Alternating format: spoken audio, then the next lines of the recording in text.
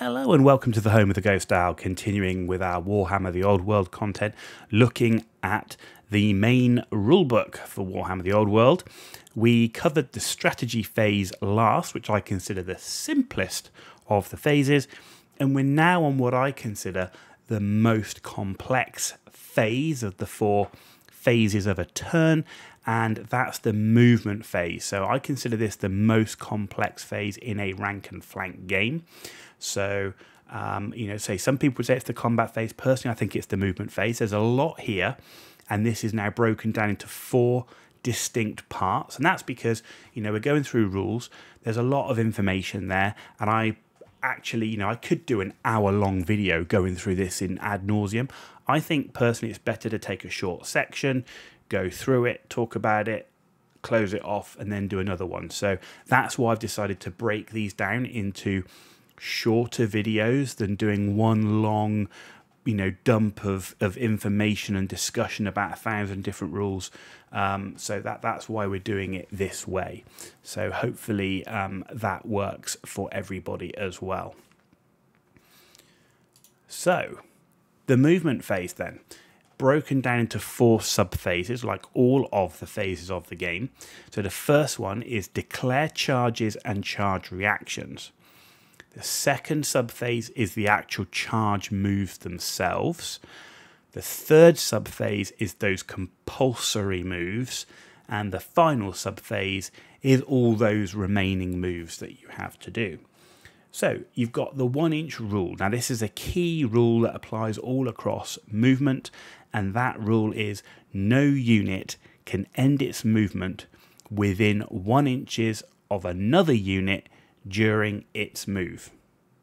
Okay, so the only way that you can do that is if you're moving into combat through a charge.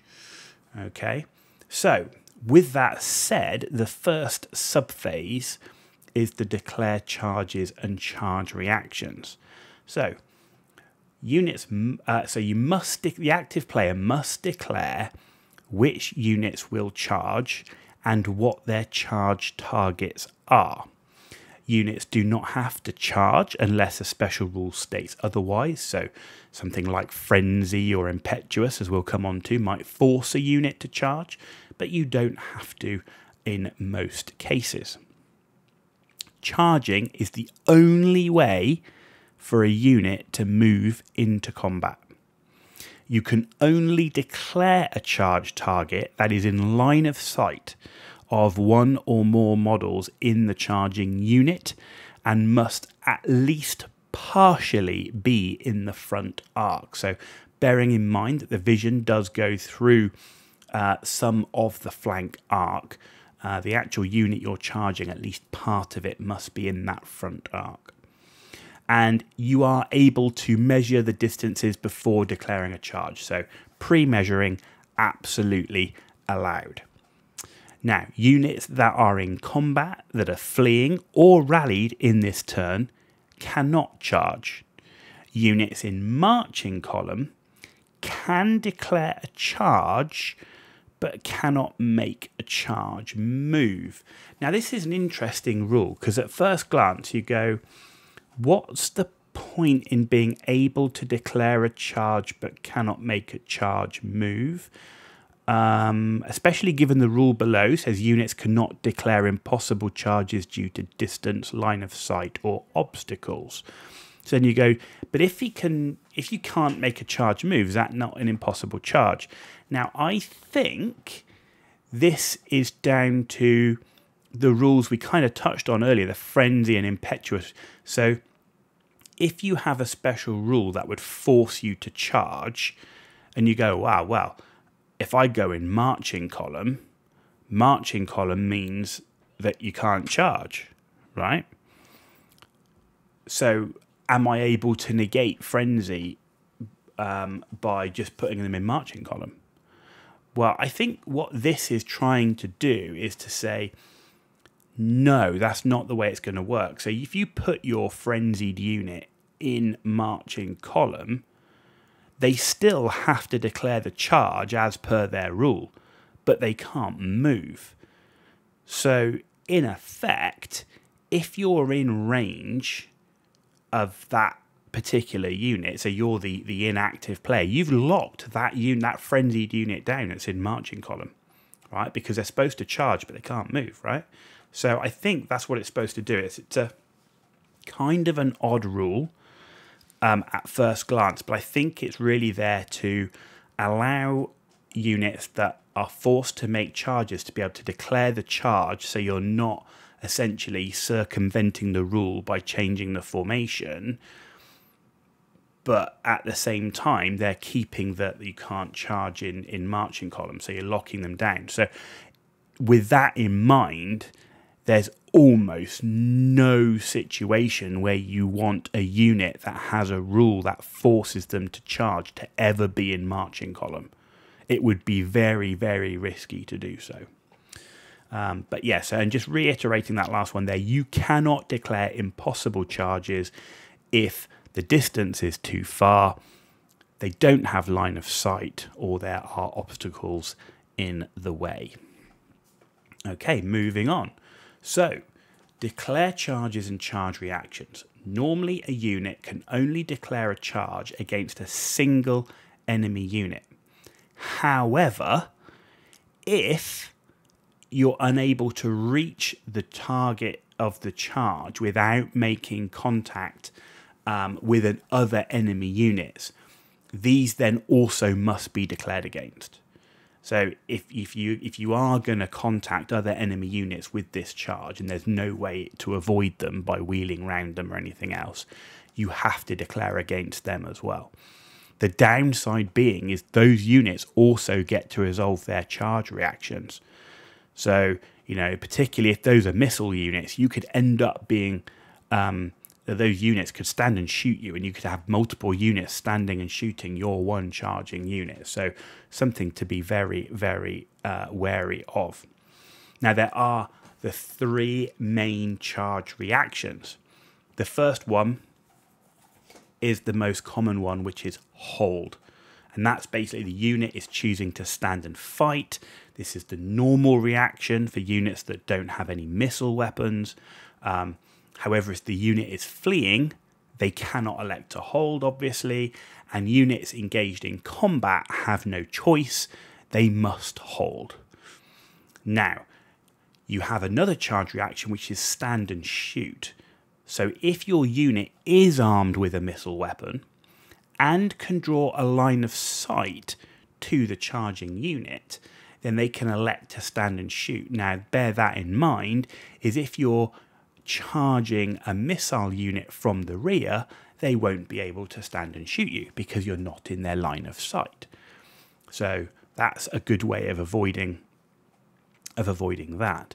Now, if the charging distance is less than the charging unit's movement characteristic, the charged unit can only hold or flee. All right, so let's say, for example, your Knights of the Realm have a movement characteristic of 8. I don't know what it is, but because I haven't read that bit, but let's assume your Knights of the Realm move 8. If they charge 7 inches, you cannot stand and shoot. You can only stand and shoot if they're charging over that distance of 8. Now, units can shoot even if the charging distance is greater than the unit's missile weapons. So let's say you've got missile weapons that, for whatever reason, maybe it's a blowpipe or something that's only got a 6-inch range. I don't know what they are, but let's say it's only 6 inches. It doesn't matter because the unit's charging at you, right? So they're closing the distance. So even though they might start outside that, they're going to come within it. So even those units will be able to stand and shoot. And shooting is resolved as normal, and charging units are not required to make panic tests. So even if you took a load of casualties while charging, you're not going to be taking the panic test at this point. Now, you also have the option to flee. So big scary units coming towards you, and actually you don't want to fight that unit. Maybe you're baiting that unit as well. That's another thing. Put a weak unit up there, it gets charged by something scary. You have the option to flee. So this unit runs away and leads that strong enemy unit into a trap. which is quite a common tactic actually, and one of the most common reasons why you would elect to have a unit flee. So units fleeing must flee when charged. That's pretty straightforward. Now the unit flees directly away from the center of the charging unit. If the fleeing unit does not run far enough, however, it may be run down and then subsequently destroyed by the charging unit. So a risky gambit if you are using a unit to bait and flee, that make sure you don't get run down because you will instantly be destroyed. Okay, now moving on to the final part, or the final section of this part 1 of the movement phase. So continuing with charge reactions and multiple charging units.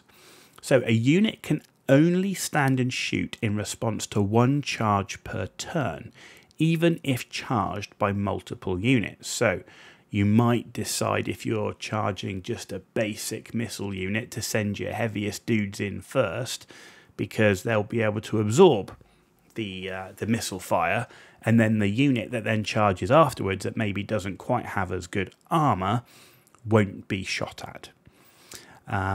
If a unit charged by multiple enemies elects to flee, it will flee directly away from the unit with the highest strength. So it's the highest unit strength, not number of models. So again, we talked about that in a previous video. So now you're on to charge moves. How do you charge? Well, you roll 2d6 and you discard the lowest result.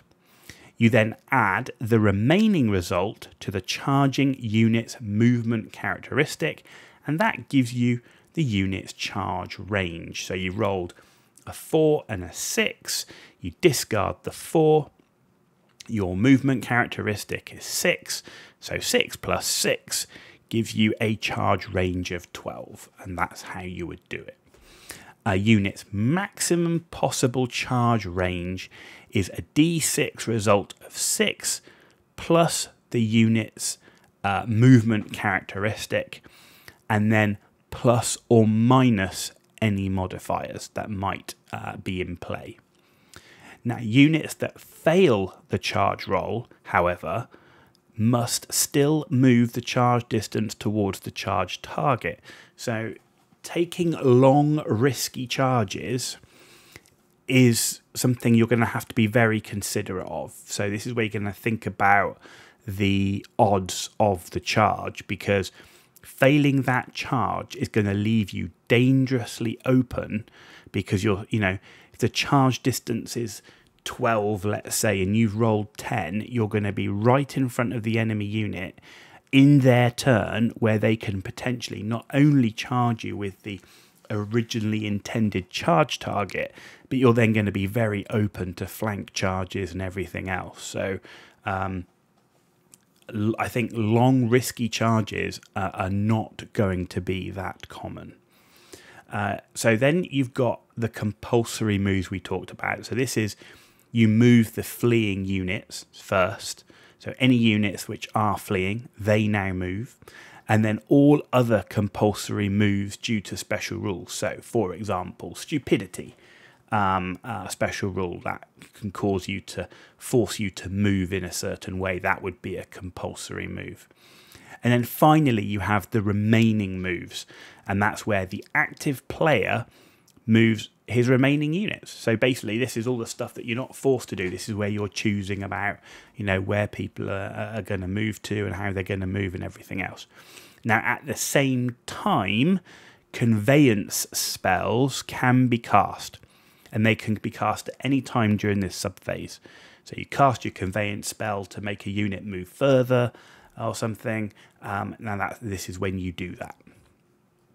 So that brings us to the end of this part. So this is, this is very much about the 4 subphases, but a bit of a focus there on the charging. The charging is, that's pretty key, right? Given it's the only way you can get in combat in the game. Getting the charges and charges right, getting the charge reactions right is an absolutely critical part of the game. Understanding you know, what people can do if you're going to charge them, the issues of if you end up in charging multiple units, and so on. And then, you know, what if you're going to do if you flee. So hope this video was useful. Say we're starting to get more into the weeds now, into the in-depth of each of the phases. This is only part 1 of the movement phase. There are 3 more parts to come. And say if it was useful, give it a thumbs up. If it wasn't useful though, give it a thumbs down. Let me know why in the comments down below. And as always, if you want to see more content, please hit that subscribe button. It's free for you to do, and it means a lot for me, so thank you for that in advance. You've been watching The Ghost Owl, and I'll see you all very, very soon.